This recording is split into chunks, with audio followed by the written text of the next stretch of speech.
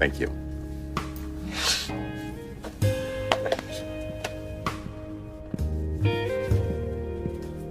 Aren't you going to at least pop? Hop, purr, for God's sake? You must have a celebratory tick you've been saving up. That's not that big a deal, Katie. It's good. It's a nice feather. But it's really just...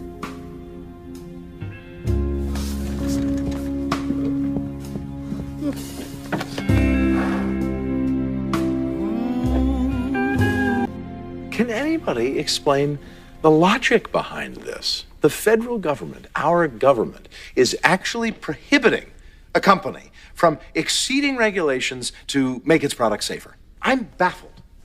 It's one thing to say that our government can no longer protect us. We've seen that with the FDA, which has failed to regulate drugs that have, in fact, killed us. We've seen our government undercut regulation by the Consumer Product Safety Commission, paving the way for an influx of deadly lead-coated imports. We've seen the SEC, in deference to free market capitalists, go MIA on Wall Street, essentially leading to an economic implosion. And John McCain wants to deregulate healthcare, God forbid. I mean, I suppose all of that can be attributed to simple greed and incompetence, but this is a new tactic altogether. This goes beyond scrapping regulation in favor of big business interests. This is our government deliberately taking steps to actually thwart our safety. There can be no possible explanation for banning my client from testing her cows other than the most blatant and malignant one that the USDA has been bought off by the big meat packers who don't want to bear the added expense of doing the same testing.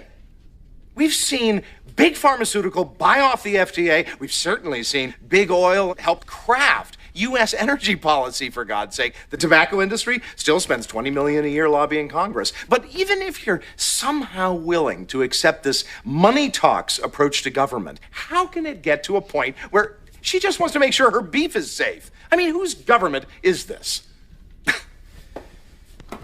I agree. Miss Bauer, this is shocking, outrageous, indecent. I don't know who the Department of Agriculture thinks it's working for, but it is certainly not me or my grandchildren. This ridiculous ban is overruled. My God. We're adjourned. Yes! I don't know about you, but I like to cap off my victories with a simple toast and a poke. How about you? Mr. Shore, thank you. And may I say before I leave,